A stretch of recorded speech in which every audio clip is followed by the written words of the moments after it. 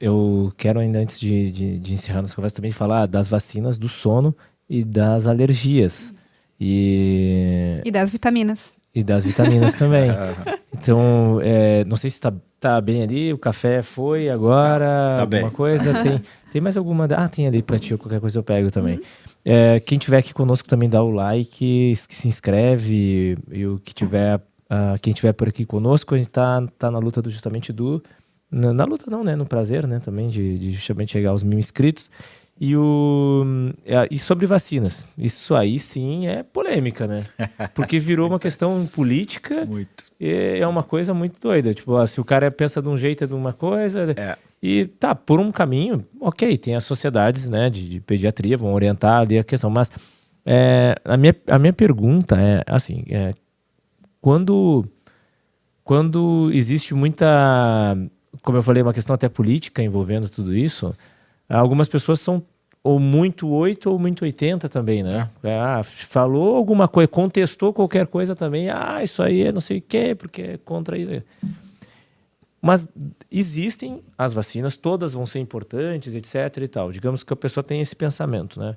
A Sociedade Brasileira de Pediatria vá num caminho. Mas delas, eu acredito, pelo menos da minha visão de fora, né? Eu vou perguntar a sua, que existem algumas que são mais ainda relevantes que as outras, vamos dizer assim. Por que eu imagino? De todas que estiverem no calendário de vacinação, é diferente lá nos Estados Unidos, eles vão ter alguma data diferente, um período, né? Um cronograma vai ser diferente, a linha do tempo. E acredito que na Europa também vai ter algumas diferenças. Dentro dessas todas, existem algumas que talvez sejam ainda mais, vamos dizer assim, fundamentais que as outras. Porque talvez alguns pais fiquem receosos de alguns já que um determinado local se faz com 11 anos, e aí aqui tem que se fazer quando está no primeiro ano, digamos assim, Sim. alguma determinada vacina. Outras também, dentro dessas vacinas, é diferente uma vacina, por exemplo, para meningite ou para uma pneumonia com alguma cepa, ali, talvez seja assim a palavra correta, referente a isso, e uma febre amarela, que talvez, pode ser importante, na dúvida, eu já conheço um pouco da sua visão ali, né? Mas é um pouco mais relevante, talvez, porque uma vez... É mais relevante do que, por exemplo, uma varicela ou alguma coisa, porque antigamente, qual é o dano maior, né? Geralmente as pessoas acabam se recuperando, né? Não, digamos que ela tenha a doença. Ela acaba se recuperando e tendo o próprio corpo, geralmente, ela vai passar por aquele... Nós tínhamos catapora, aquela coisa, ia pro colégio, às vezes estava cheio de coisa, aquela coisa assim, né? E a pessoa se curava, ok. Mas, às vezes, tem determinadas situações que daí o pai ou a mãe vai dizer, não quero dar nenhuma. Mas talvez tenha aquele pai que queira também dizer, tá, mas dessas aí, se eu tô com receio, se eu tô com medo, eu não quero, por causa teve agora a questão da pandemia, de Covid e tal, se eu estou com medo disso, quais seriam ainda as mais fundamentais mesmo? Olha, essa aqui a pessoa está se arriscando mesmo e tal. Não sei se eu me fiz a pergunta. Tu pode me ajudar tu quer, nesse por questionamento? exemplo, vacinar contra a meningite vai ser muito importante, muito mais talvez do que vacinar contra a influenza em determinado momento. Contra a gripe, perfeito. Contra a gripe, né? Não, quais seriam as inegociáveis que... É que, na realidade, no meu ponto de vista, as inegociáveis são aquelas que estão presentes no calendário de vacinação há muitos anos já, né? Porque a gente teve várias erradicações de doenças importantes, como o rotavírus, por exemplo, que geraram mortes e a mortalidade infantil era gigante. Então, a relevância da vacina, ela vem a longo prazo. E, às vezes, você pode até achar irrelevante usar uma determinada vacina por uma determinada região que você se encontra. Mas nós vivemos num país em que o movimento migratório ele existe, né? Então, você pode, de repente, hoje você está em Santa Catarina, amanhã está na Amazônia, porque você foi transferido, você foi comandado aí. Então, assim, a relevância das vacinas hoje em dia, no meu ponto de vista, do calendário de vacina que se encontra hoje, ela é indiscutível. A questão das vacinas, por exemplo, dos primeiros 6 meses de vida, as pessoas, elas elas se equivocam muitas vezes no pensamento delas assim, ó. Meu Deus, para que esse monte de vacina com 6 meses?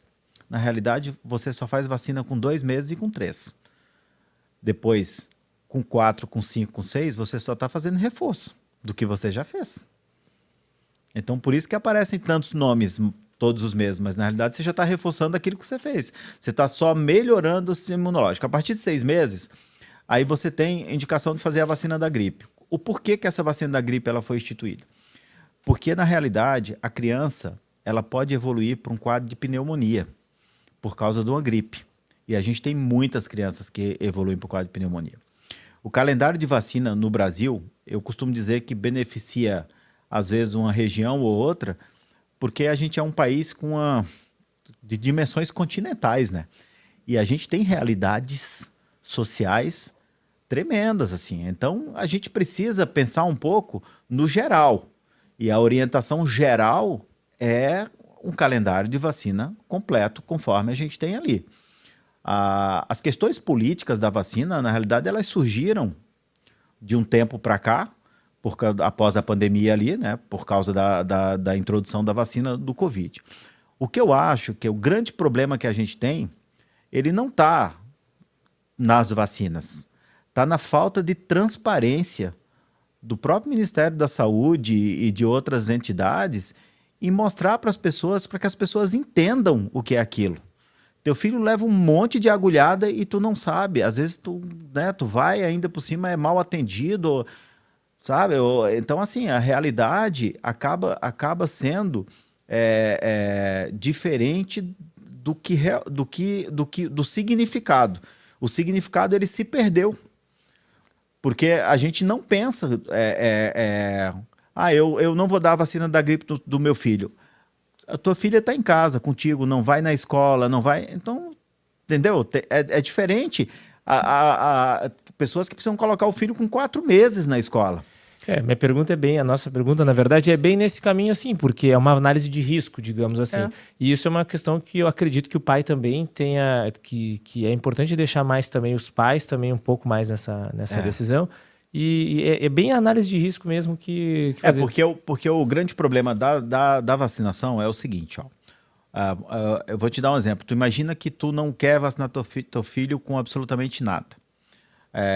Tem doenças, por exemplo, como a coqueluche, que ele pode pegar uma coqueluche ali grave e nesse quadro de coqueluche ele vai transmitir muito. Né? Então, esse é outro problema que a gente tem também. Então, a vacinação, às vezes, ela é exigida para diminuir o risco de transmissibilidade. Então, é todo um processo que E o Brasil, cara, o Brasil é referência em pouca coisa nesse mundo aqui, mas em vacina, o Brasil é referência. A gente teve erradicações de doenças importantes, só que a gente não é referência em informação. Eu forneço, mas eu não explico. Ninguém sabe direito o que é a vacina, o que é... Eu sempre explico para os pais bem direitinho o que é a vacina pública, o que é a vacina particular. A gente tem que ter a consciência de que a gente está num país em que 80% ou mais, sei lá, da população é vacinada pelo SUS. Com rede social, você acha que você esconder alguma reação, algum efeito adverso? Não. Agora, isso é a vacina. A obrigatoriedade da vacina é outra coisa. Outra questão. Aí é outra coisa. Eu sempre digo que a maneira como a gente lida com as coisas no Brasil é que está completamente equivocada, né? Aí eu chego e começo a obrigar você a tomar uma determinada vacina e não te explico por que eu estou te obrigando teu filho a tomar uma vacina.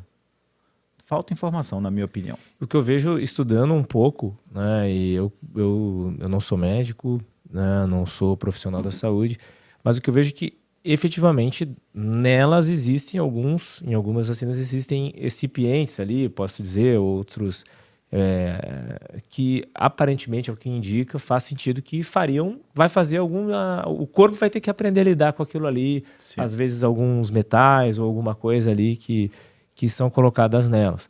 Por isso que imaginamos que isso, ainda que seja alguma coisa da mente do pai, não seja na realidade, né? Posso estar só imaginando tudo isso. Ele vai ficar com receio. Mas então ele vai ficar com esse receio dele. A pergunta era justamente nisso. Quais dessas vacinas vai valer a pena, ainda que se porventura fosse realmente verdade que realmente existe um risco, existe alguma questão, mas esse risco é muito pequeno perto do benefício que vai ter, porque se não fazer a vacina pode sair mais caro, digamos assim. Que daí eu vejo, por exemplo, um exemplo que eu entendi, a coqueluche é uma delas. A meningite talvez seja outra, a pneumonia seja outra. Pneumonia seja outra, e todas, na minha opinião, todas as do calendário. O que eu acho hoje em dia que ainda é muito discutível é a vacina do Covid. A obrigatoriedade de 6 meses a 5 anos de idade, ainda há controvérsias aí. Aí há entidades que defendem, outras que não defendem. O que eu sei e o que eu não concordo é com a obrigatoriedade. A obrigatoriedade, ela não deveria existir, no meu ponto de vista. Deveria ser uma decisão dos pais fazer ou não fazer, ou então que viesse um esclarecimento maior, um esclarecimento melhor para a população, para eles poderem entender. O calendário de vacina nosso do Brasil é um dos calendários mais completos do mundo, porque nós temos um dos países mais complexos do mundo. Então a gente tem diferenças de realidade social, a gente tem diferenças climáticas, culturais, a gente tem tanta coisa que envolve. Tu vai para a Amazônia, é uma realidade que eu falo climatológica. Tu vai para a região sul, é outra realidade. Tu vai para a região nordeste, é outra realidade. Então, é muito complexo. E quando você vai instituir um calendário de vacina, você não pode dizer assim, essa vacina aqui é para tal região. Aí o cara daquela região vai morar na outra região, porque a gente não tem fronteiras. Qual teria mais receio ainda de, digamos, que está em falta no... Eu estou deixando ele então numa situação mais complicada, né? Mas se tivesse em falta, assim, cara, vai ter que escolher 13 nessa ordem, assim, porque daí pode acabar uma determinada vacina. Qual que é a primeira que já viria em mente? Não, essa aqui a primeira que eu vou... Mas aí depende, tu tá falando... O cronograma já sei que daí, sua visão todos do cronograma que está previsto, sim. Ok. Né? As que já têm há mais tempo, já são testadas, etc. Mas talvez algumas delas ainda sejam mais... Eu teria mais medo ainda. Eu não consegui dar nenhuma para o meu filho. Mas qual a que eu teria... Tu tá falando desde o nascimento? Desde o nascimento. Essas aí... É porque nós demos o exemplo da gripe. Tudo bem, a gripe pode desenvolver uma pneumonia. Mas também já tem vacina para pneumonia, né? Sim. E aí tem vacinas também lá para sarampo, tal. Depois a rubéola e coisa...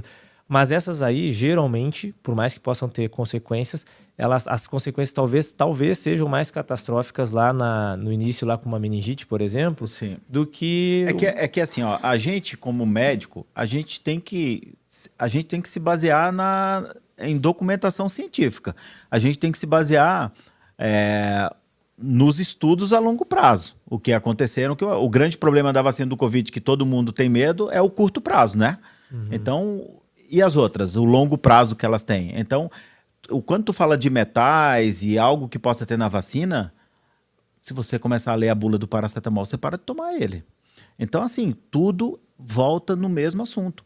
Ônus e bônus. Ônus e bônus. Vai mas ter qual sempre que tem alguma mais, coisa. Mas qual que seria as primeiras vacinas, as dos 2 meses e as dos 3 meses. Essas são as mais impactantes, talvez, se caso o pai... Com certeza. Cara, fica muito mais ligado ainda. Porque sem elas, seu filho não chegava num primeiro ano de vida, aí não precisava das outras, porque ele não ia estar mais aqui. A mortalidade do rotavírus era altíssima.